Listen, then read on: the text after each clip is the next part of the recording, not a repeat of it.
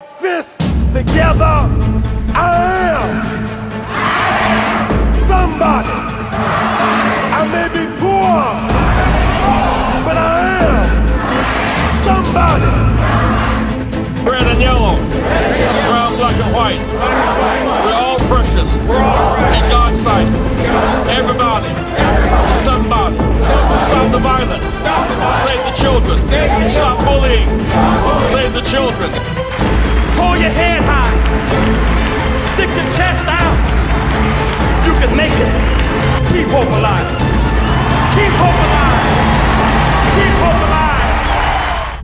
The push is on now, and I'm grateful to be with you on another Saturday morning. I'm Reverend William Hall. I'm grateful to host with you today. I want you to do me a favor before I go anywhere else. Call somebody, text somebody, tweet somebody, because we're on the Impact Network, Facebook, as well as YouTube.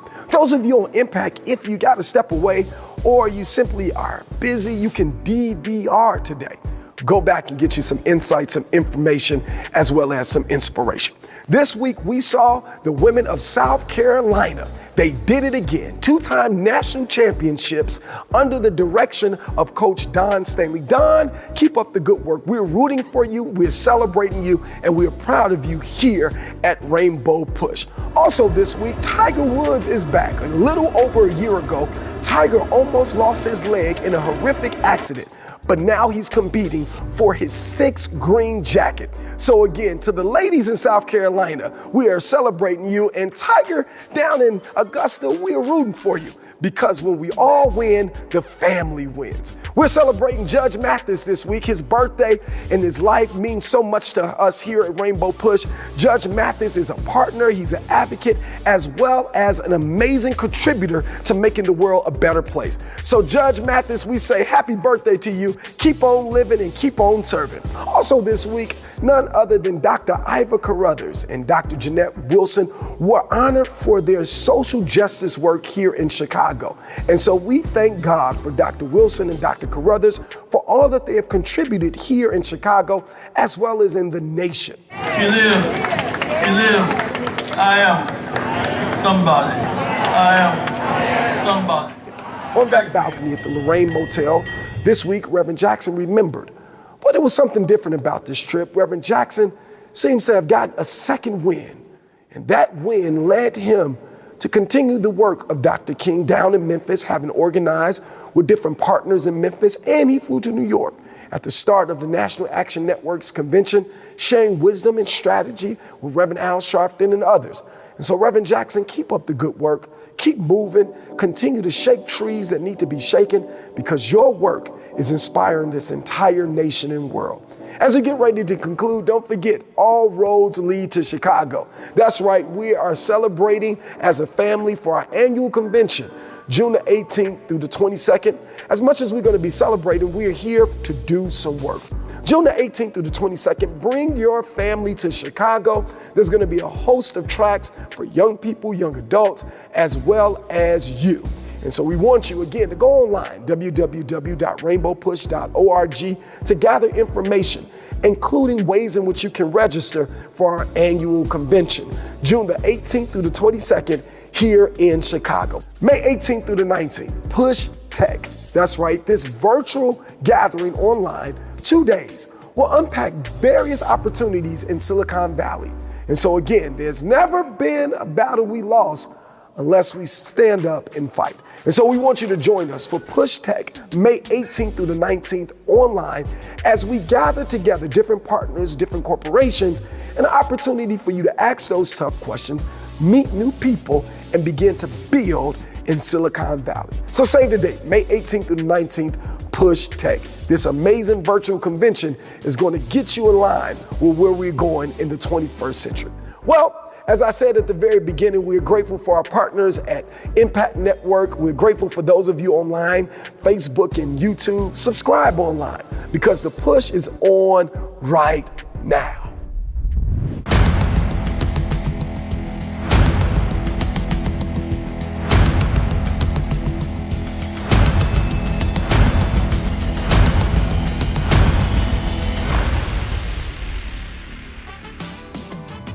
Greetings, everyone. This is Dr. Joseph Bryant Jr., the Executive Director of the Rainbow Push Coalition, West Coast, Silicon Valley, Bay Area, and Push Tech programs under the amazing leadership of our visionary, Reverend Jessie Lewis Jackson. We are so excited about the 7th annual Push Tech Diversity, Equity, and Inclusion Summit. It is going to be a conference like no other.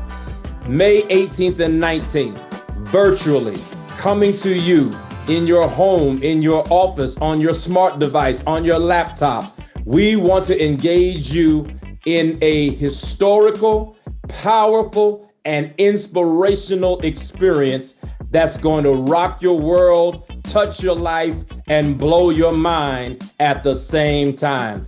We are so grateful to be able to produce this amazing event celebrating the power of technology coming out of the pandemic. So many evolutions have occurred, doors have been opened, and all types of very exciting nuances in the tech space have become normative to us and are going to take us to another level. And the Push Tech Conference this year is going to present all of those things to you. You need to register because all of the goods and gadgets, all of the wonderful virtual and even some of the metaverse experiences that you will be able to have, you will only be able to engage if you register. You're going to be able to walk into our conference literally from your seat as we expand our opportunities in technology to engage you in real time right where you are. Welcome to the metaverse, everyone. And this year, Push Tech is on the cutting edge. You want to register today for this conference, May 18th and 19th. We, of course, are going to celebrate the amazing leadership of Reverend Jackson, along with several of our partners that have really been on the front lines of this work. We are going to celebrate Roy Austin and the Civil Rights Division of Facebook Meta that has done a tremendous job in developing pipelines and opportunities to expand not only what Meta Facebook is doing, but really has taken it upon themselves to be a trendsetter in diversity and inclusion as it pertains to historical civil rights organizations. And you're going to hear from several of those that all will be celebrating Roy and his team's leadership in that space. We're going to celebrate the amazing work of Regina Jackson from the East Oakland Youth Community Development Center. They have been a partner with us for nearly 3 decades, and she's recently retired, and everyone is honoring her and praising her. And we're going to get right in line with this phenomenal trailblazer who opened so many doors for underprivileged and inner city youth to have opportunities, not only in technology, but for college and education and career and in their future. We're going to celebrate her. We're going to celebrate Denise Miles of Wells Fargo, a longtime partner with us who has done numerous workshops, trainings, has brought things to our 1,000 Churches platform. She has allowed us to learn about financial literacy and being able to help us, assist us with the economic side of our development as a coalition. And now she's taken a lead role in technology and she's killing it, as they say. We're going to recognize Denise Miles. And then a very special recognition for Sarah Kuntz. From the very first meeting Reverend Jackson called in Silicon Valley, she was the one who gathered the unicorns, the new evolving technology leaders, the entrepreneurs. Sarah brought them together in the Bay Area and allowed Reverend Jackson to pour that vision into them. And they have since then all taken off and become major players in the tech space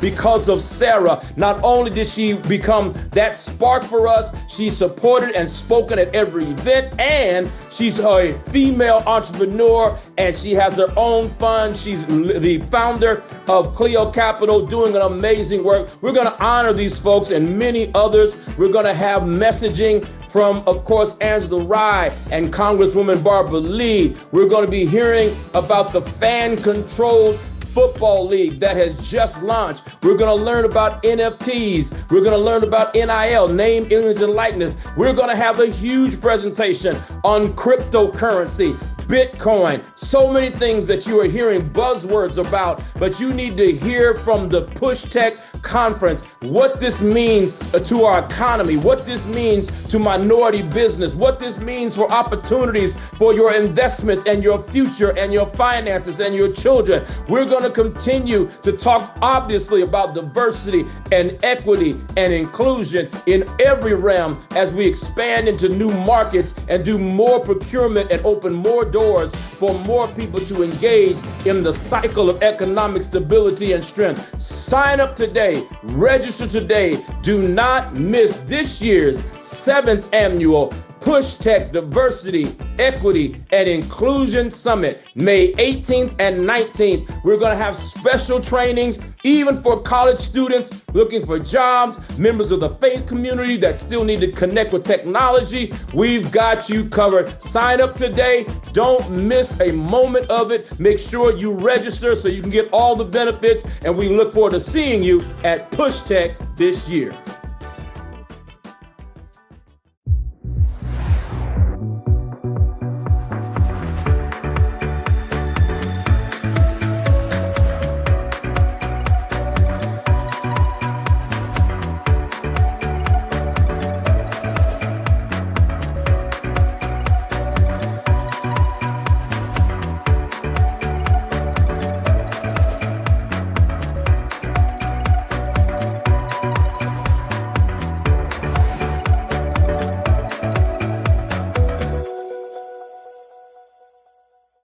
Good morning, and thank you for joining us for the Saturday Morning Forum.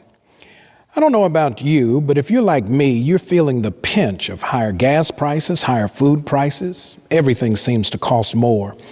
The cost of living is getting higher and higher every day, and it seems as if our dollars aren't going nearly as far as we need them to. On this week's Due Process, I'm going to talk about the economy and what you can do to navigate these difficult economic times.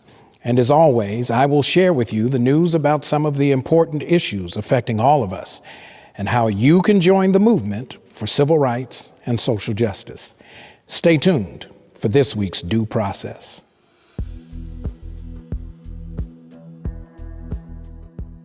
Well, once again, we are grateful to be in your living rooms, your car, wherever you might be.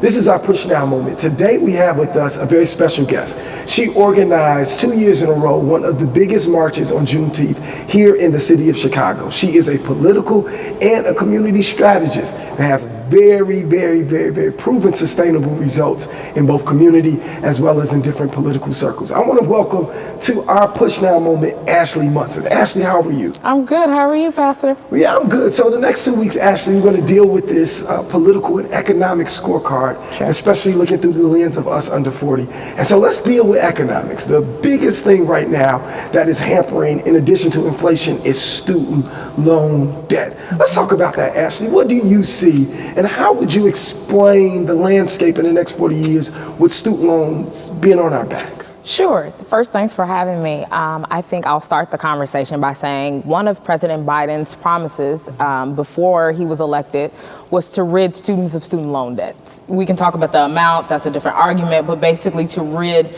the burden on Black folks. Like we already deal with being a step back from slavery and suffering from some of the injustices and racism that is still present in our current times, right? But student loans is something that affects everyone. And specifically Black folks. We can talk about poverty, housing, redlining, and all those things. But even one fact that I would like to highlight is for African Americans, we typically have about 25,000 more in student debt than our counterparts. And we're more likely to not be able to pay it back after we receive those student loans. So that hinders not only, getting into school, being able to get those loans, but also home ownership. Right. And so we can't own, so we can't keep our businesses. We can't get approved for certain things because all of that debt is on our credit. Even trying to pursue business or to have a normal life with our family. So student debt is something that affects everyone, but specifically the Black community. 66% of all student loan debts is on the back of women. And you're absolutely right? On a local level, when we talk about, hey, own, right? Because land is an economic engine. Yeah. You can't own, you can't pay rent. President Obama going into the White House, Yeah. the highest office of the land, he and his wife, they had student loan debt. Yeah. So what should we look at? How should we organize around this? I mean, promise made, but it hasn't been kept so far. Yeah, that's a loaded question. I mean, like you said, like I have student loan debt. I have student loan debt too. Okay, I finished my master's last year at Northwestern. Congratulations. Thank you. Got my undergrad at Purdue, and that's out of state, even though it's Indiana, right? But it's still, so I have a lot of student loan debt.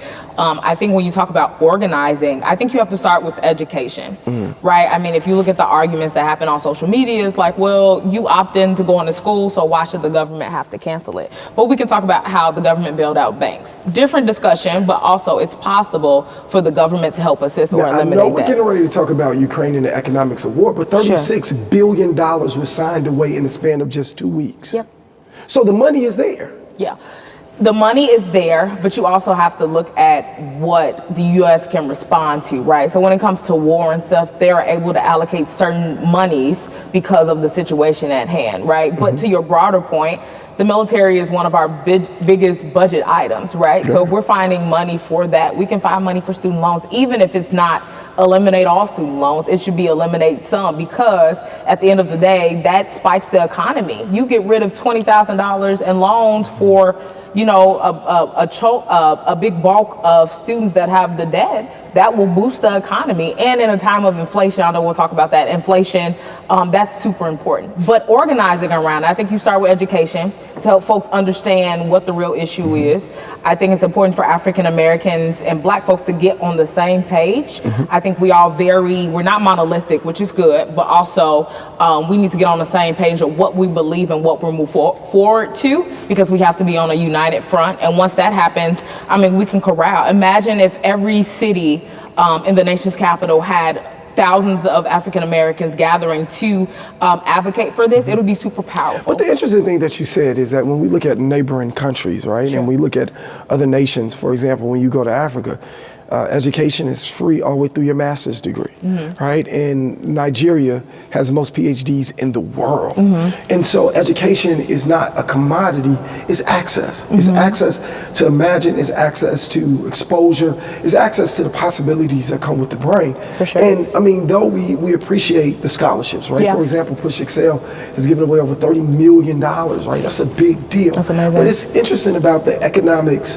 of education, right? The disparities. We'll play a ball player $120, $150 million, but a teacher is barely making $50,000 with supplies to educate. So education disparities and equity is an issue in our nation. And I think that delaying the payment, right, of student loans, delaying the repayment is one thing, right? And but that doesn't even help. We talk about, you know, the COVID pandemic. President Biden allowed for the interest rate to be suspended. But prior to that, if you had forbearance or if you couldn't pay, you would still have an interest rate. So it's like you don't have to pay $600 a month. But when you look at your loans, you're probably at the total result is probably more than you started off with when you stopped paying or had a deferment, right? So we have to talk about the issue as a whole. And like you said, delaying payments is one thing, but the interest rate and like that doesn't really solve the problem, because eventually I have to pay it. Now, there are programs like the 10-year repayment program where you're at a nonprofit or something, in 10 years your debt is eliminated.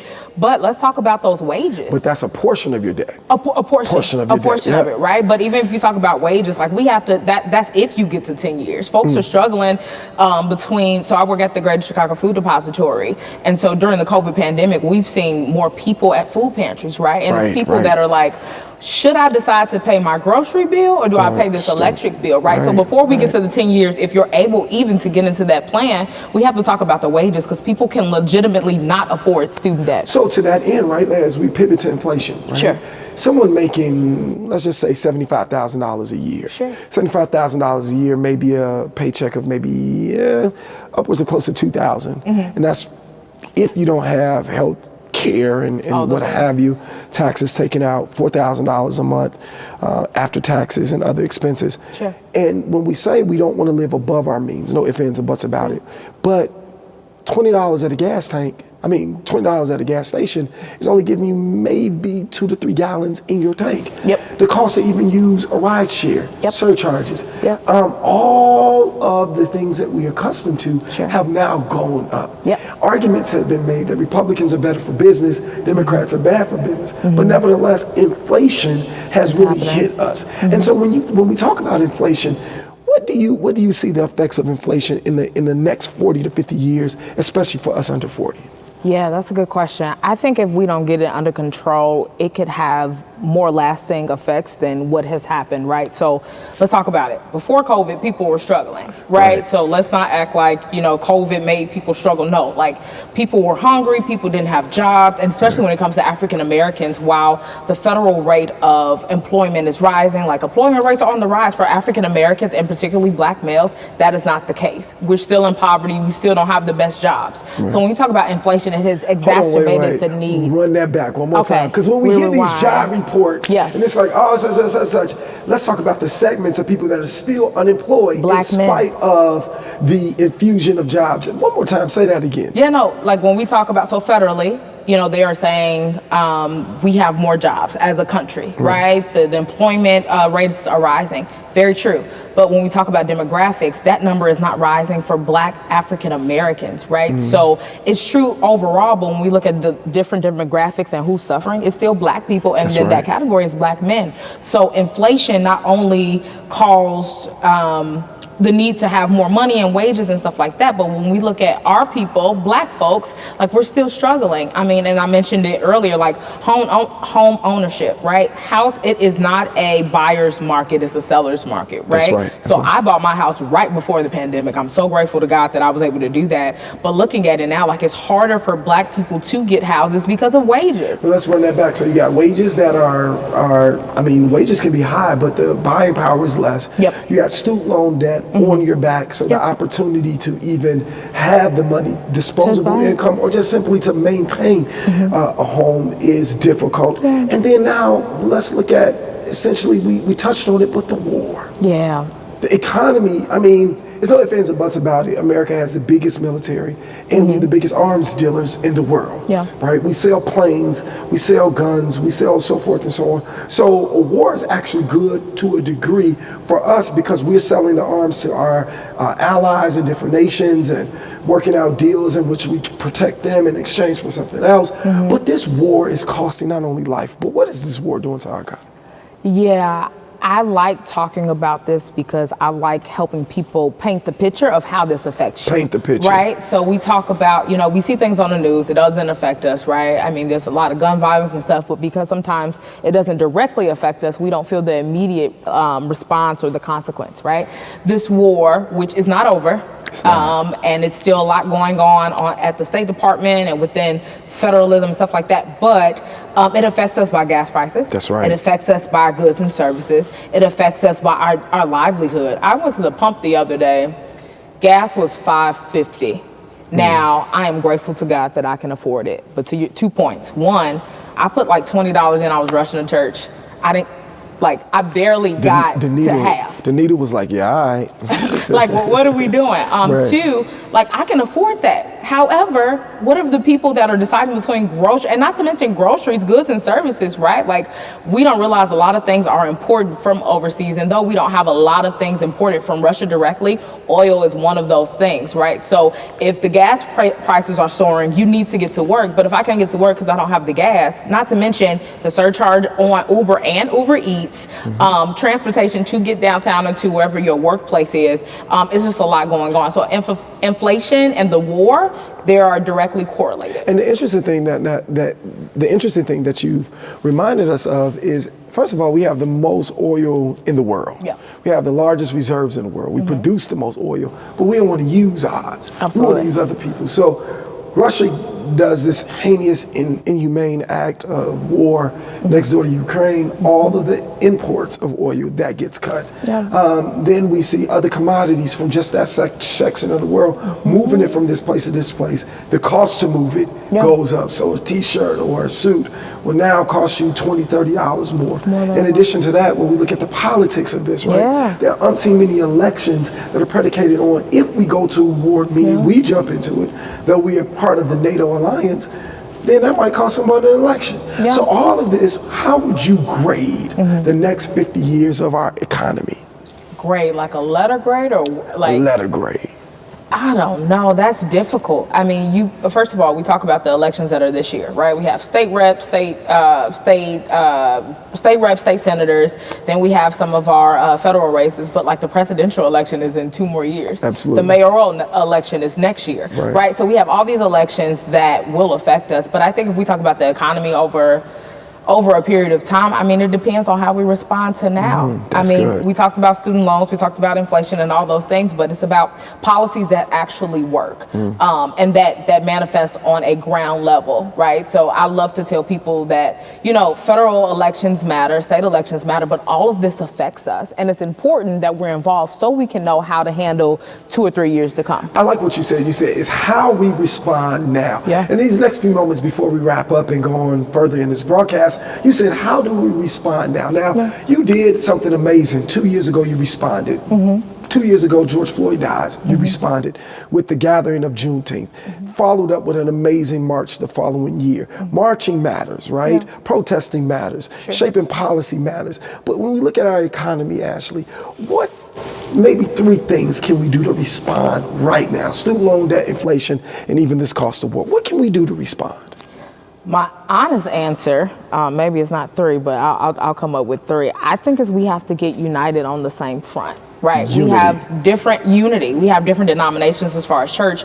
We have different beliefs as far as Republican, Democrat. None of that really matters. When it comes to going to the pump. Yeah, none of that matters because the gas pump is not like, oh, you're a Republican. Like, we're going to switch this up. Store, it doesn't matter. It's about being united and seeing what's best for our people in our communities. One thing that I always harp on is that a lot of other cultures support their culture. That's real. Right. Jewish, I mean, you can have somebody that's a cousin from a cousin from a cousin, and you know they're a Jew. I'm gonna get them a job because that's the family, that's the bloodline. I think African Americans and Black folks, we have the power to do that. We just don't do it as often as we should. So let's unite. What's the second thing? If there's a second thing. If there's a second thing, so demonstrations, right? Put on the Juneteenth Act, the march. It was amazing. Grateful that it happened and all the things that spurred from it. But it's about policy.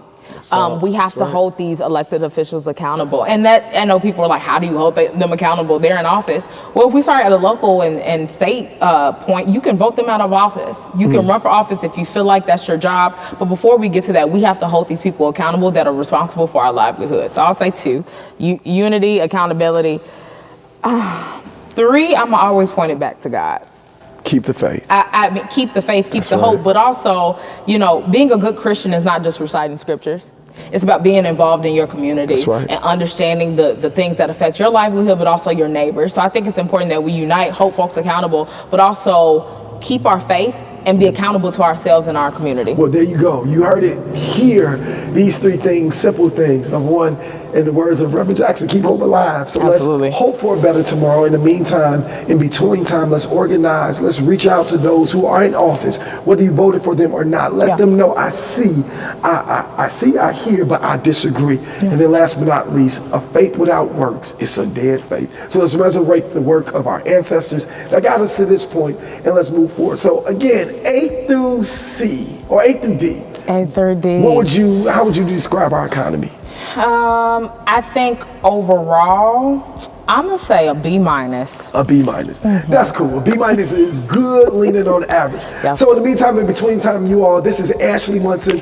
You all can follow her. Information is right there at the bottom. Connect with her on social media. She's a great mind. She has a great vision for not just Chicago, but for the nation. And I want you all to stay tuned. And again, don't forget the push is on now.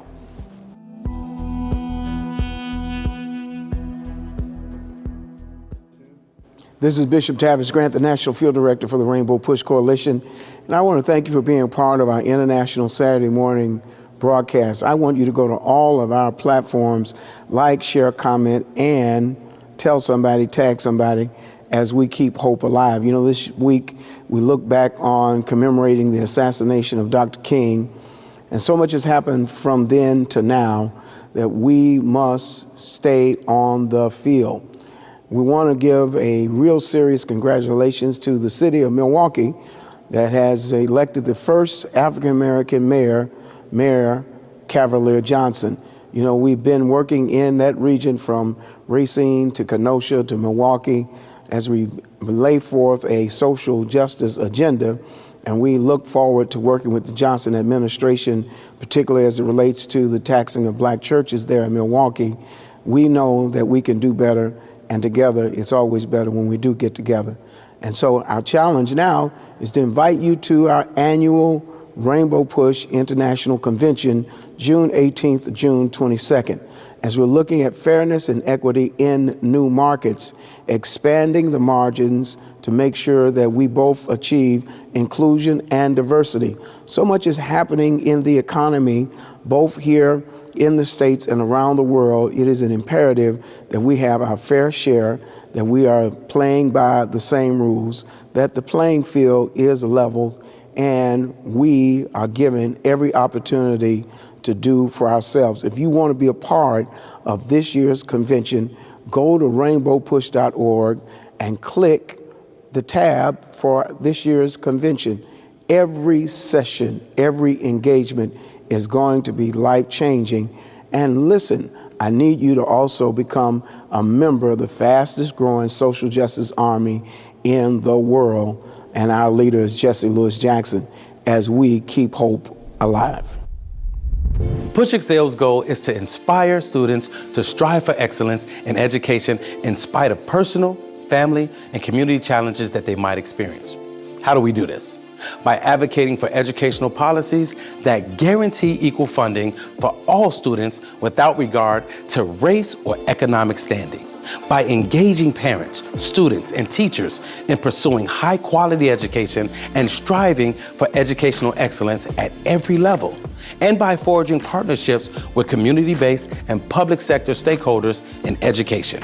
Now, Push Excel is a national model program with the purpose of connecting principals, parents, popular personalities, and students in a bond and to support students at every level on the educational ladder. Now, we want you to become a member of the Rainbow Push Coalition and Push Excel. Your annual membership can help us to change policies that impact students, colleges, and universities all around the country. So step up and sign up today. Membership is only $35, and if you're a student or a senior, $15. Just go to our website, rainbowpush.org, and push join to become a member or push donate to support the Push Excel program. You can also text the word Push Excel, that's PUSHEXCEL, to 41444 on your cell phone, and you can give us any amount that you feel comfortable giving or call us at 773-256-2775. Wherever you are, you can support us as we keep pushing for you. And remember to keep hope alive.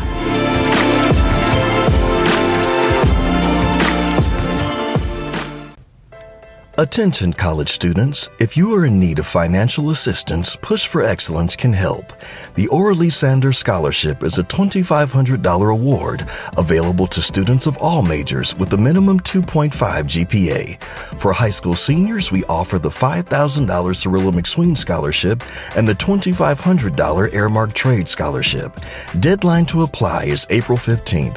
For more information, visit pushexcel.org. The convention is coming. We're going to honor graduates at this convention, this year's convention. We're going to honor graduates from kindergarten through graduate school. If you're graduating this year in May or June, please send us your photos, send us what school you're graduating from, and with your cap and gown. And then if you're in college, what's your major? If you're in grad school, what was your major? We want to recognize graduates this year, 2022. It's going to be a baccalaureate service to remember. Well, I know you're wondering, whatever happened to Chris Smalls, that young man that worked for Amazon? I'm glad you asked. Chris Smalls has organized the first Amazon Workers Union in New York. I want you to hear what Chris Smalls has to share with us. I never said it was going to be Amazon versus Chris Smalls. It's always going to be Amazon versus the people. And today the people have spoken, and the people wanted a union. Chris Smalls, you heard from him almost 2 years ago. He talked about what was happening with Amazon workers. So Chris, you want to bring us up to date on the worker complaints, the worker concerns, and how you were able to organize a union at Amazon in New York City, of all places. Yeah, it's definitely been a long journey for me. 2 years, over 2 years now. But we founded this labor union just over 11 months ago. We decided after Alabama was unsuccessful with their campaign last year that we could try our efforts again in New York while the iron was hot, while everybody was buzzing about the labor movement. We decided that we want to create a worker-led, independent, brand new union from scratch.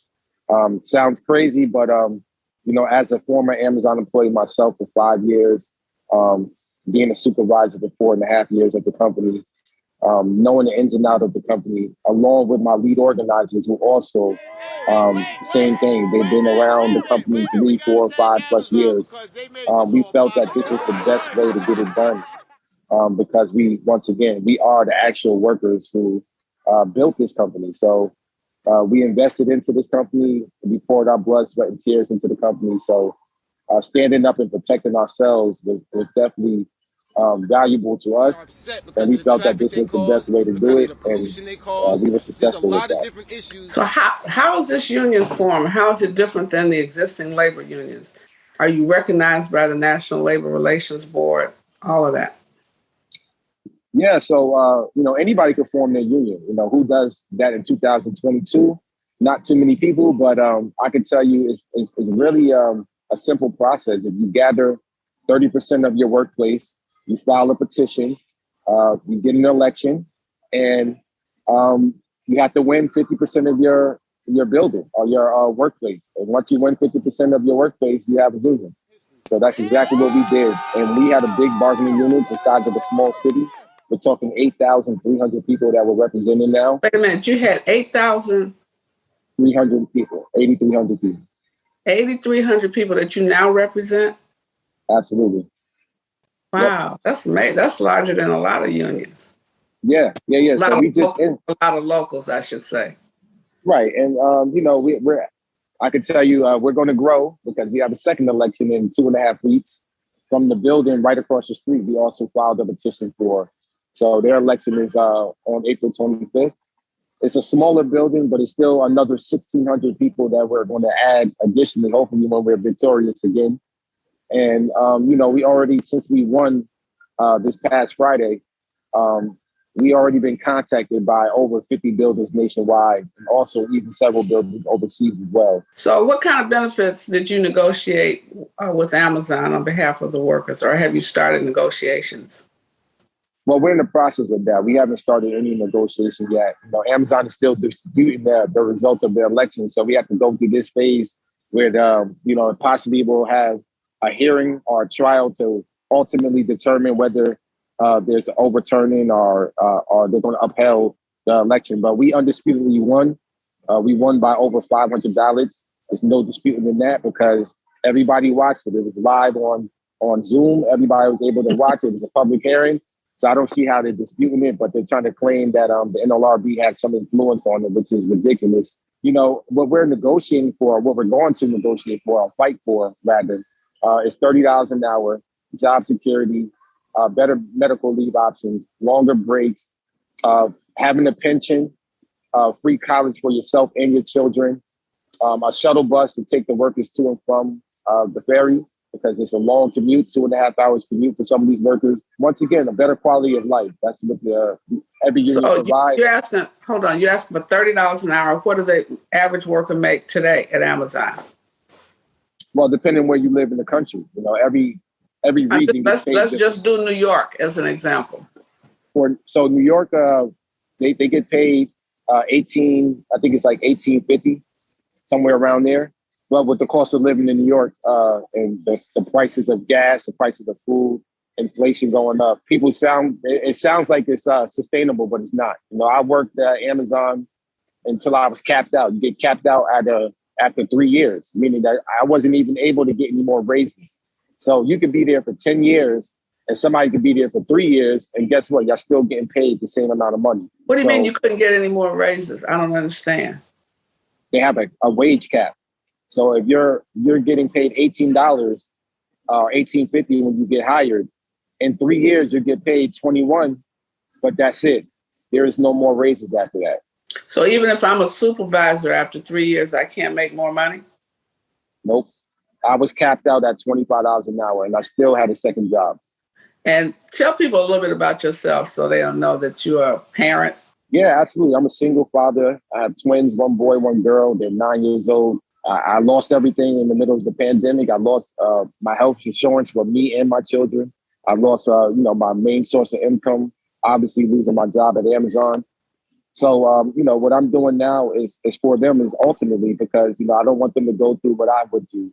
So, I'm happy that I'm able to continue leading this movement and what I now see as the catalyst for a revolution when it comes to Amazon workers. So you're going to take this model to other establishments like Amazon, or are you just going to focus on Amazon? Ultimately, we want to see people unionize all their workplaces. We're starting to see it now with the Starbucks campaign.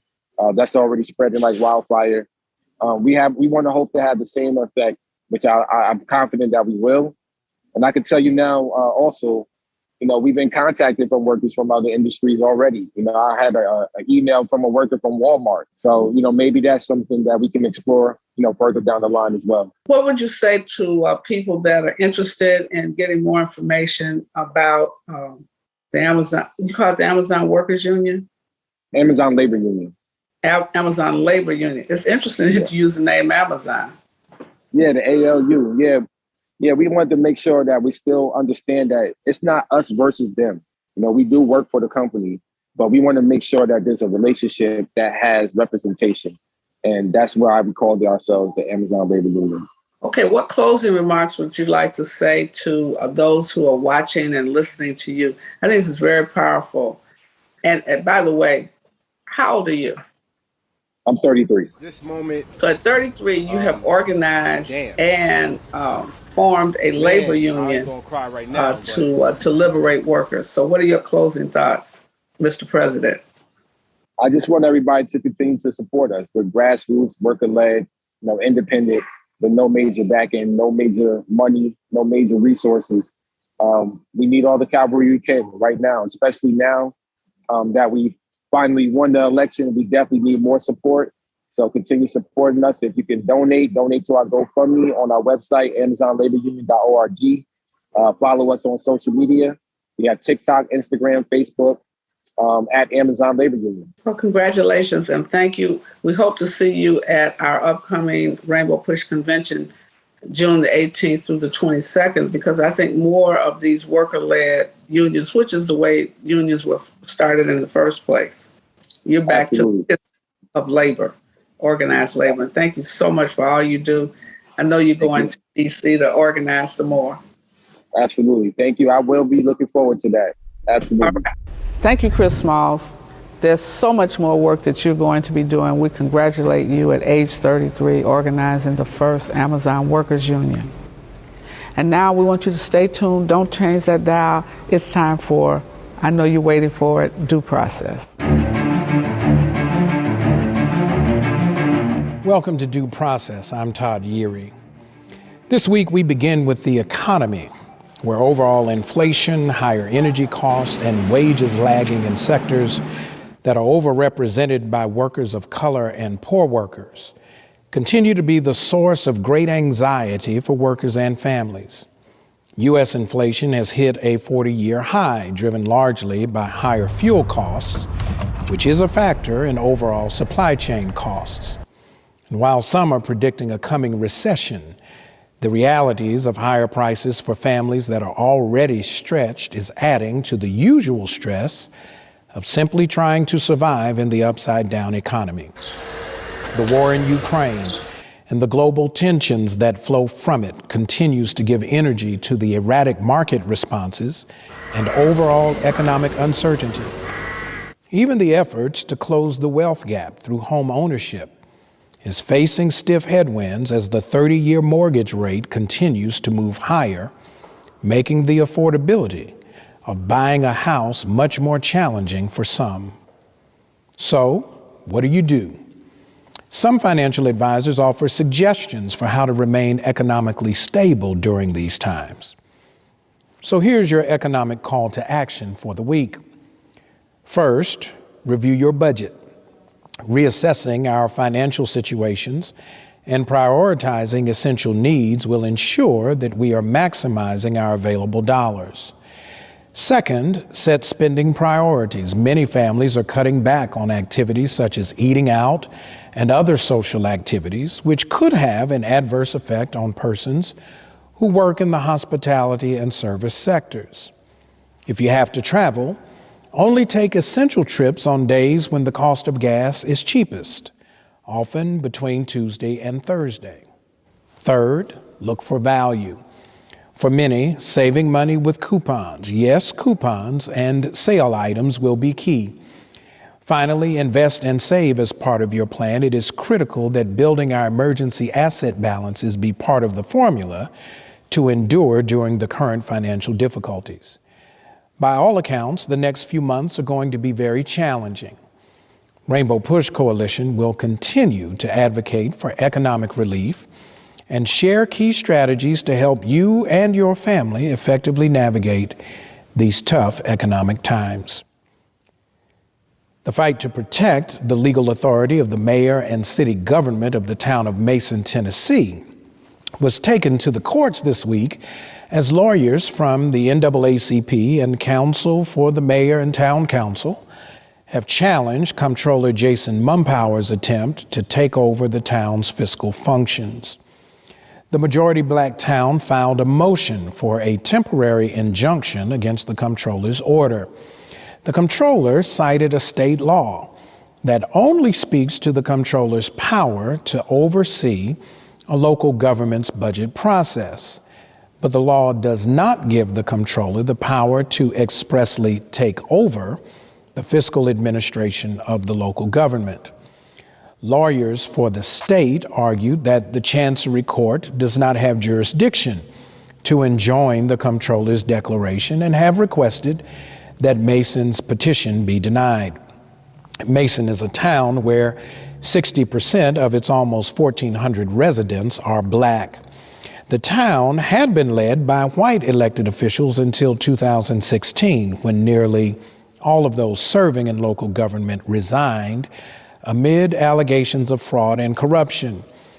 The comptroller had issued a declaration that the town's fiscal operations be taken over, since the town's residents refused to relinquish the charter and merge with the Republican-controlled Tipton County. As part of the declaration, the comptroller will oversee the town's budget and fiscal management and will assert authority to approve any expenditure more than $100. Many are suspicious about the comptroller's motives, arguing that the issue is really about the proximity of the town to a soon-to-be-built Ford motor plant that will produce electric vehicles. The anticipated economic impact of a new multi-billion-dollar manufacturing facility will be significant, as the development is expected to produce more than 27,000 new jobs and more than $22 million in new state taxes once the facility begins operation. The comptroller's efforts will initially be determined by Chancellor Ann Martin of the Davidson County Chancery Court, who has set post-hearing briefs for this upcoming Monday and Tuesday to allow time for a ruling to be made before Good Friday. We will certainly be watching to see how the court rules on the town's lawsuit, and will continue to stand with the people of Mason and our civil rights partners to protect the authority and credibility of the local government. On this vote, the yeas are 53, the nays are 47, and this nomination is confirmed. All right.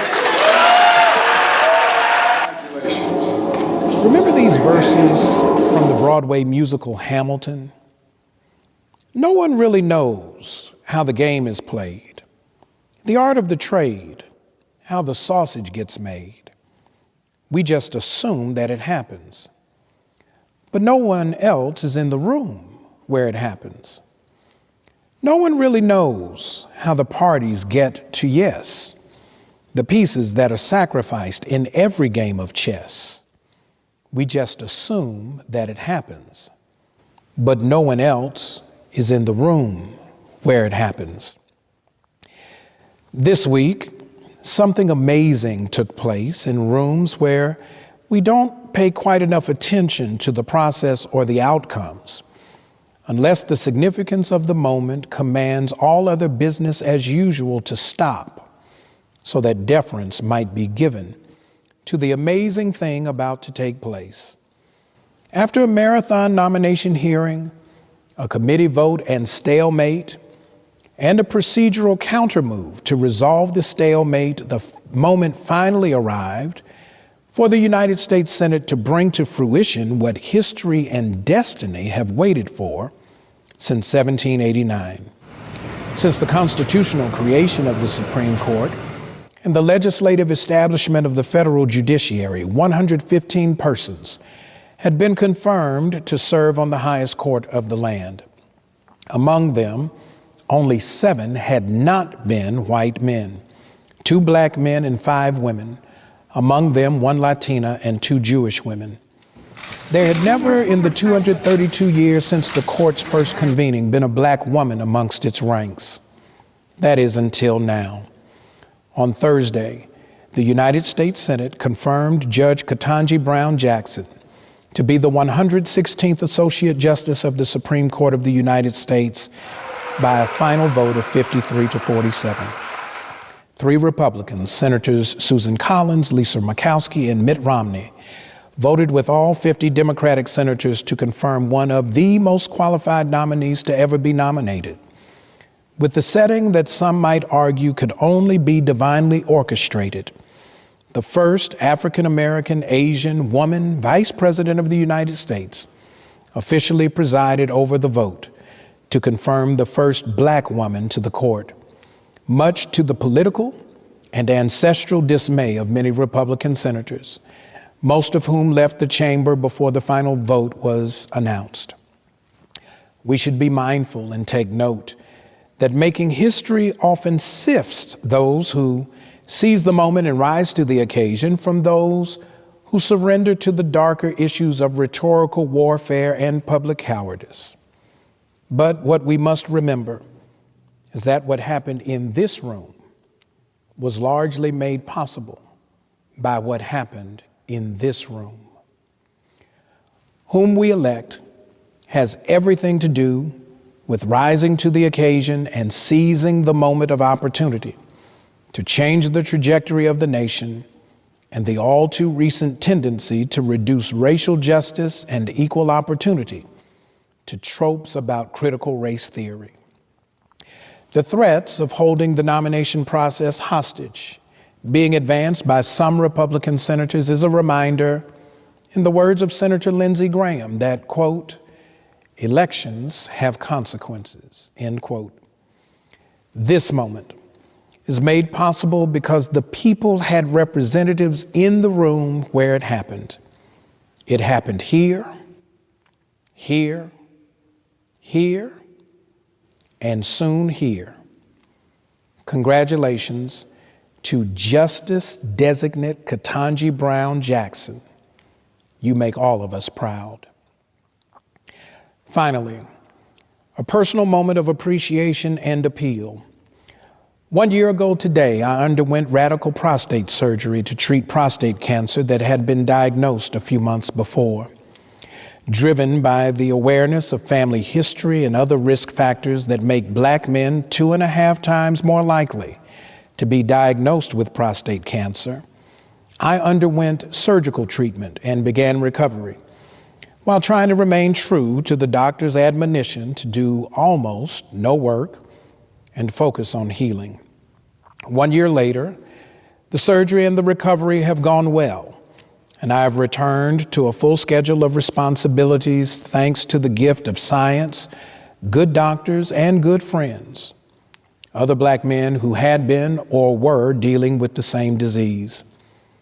Today, I want to encourage all men, regardless of your race or ethnicity, to have credible, honest conversations with your physician concerning men's health. The taboos of talking about men's disease have often led to devastating health outcomes because of our hesitance and resistance to discussing such sensitive matters. When I began to share what was going on with me, I found out that cousins and siblings and friends and fraternity brothers and other family members were all navigating this oft-avoided terrain of prostate health. In the midst of the ongoing global COVID crisis, let us not forget the other health conditions that continue to challenge our community, often driven by other risk factors that have only been exacerbated during the pandemic. While we are all relieved to be returning to normal, avoiding the prioritizing of our health, particularly men's prostate health, cannot be part of that return. See your doctor, get checked, and don't avoid talking about what is happening with you. It may very well save your life. Special shout out to some of the best healthcare professionals I know, Drs. Ivara Esege, Mohammed Siddiqui, the University of Maryland Medical Center team, and Dr. Otis Brawley, the former Chief Medical and Scientific Officer of the American Cancer Society. Thank you for your skill, compassion, and now your partnership as we do the work to reverse the prevalence and incidence of prostate cancer in all communities, especially communities of color. That is this week's Due Process. I'm Todd Yeary, and I am a cancer survivor. May this Holy Week, Passover, and celebration of the resurrection renew in all of us the power to keep hope alive.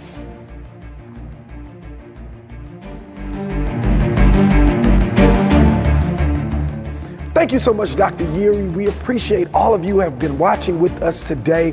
For those of you who have not taken out your Push membership, we want you to give us a call. The number is right there. And you can even go online. So those of you that are watching on the Impact Network, same time, same place next week. Those of you on Facebook and YouTube, we're grateful for our virtual connection.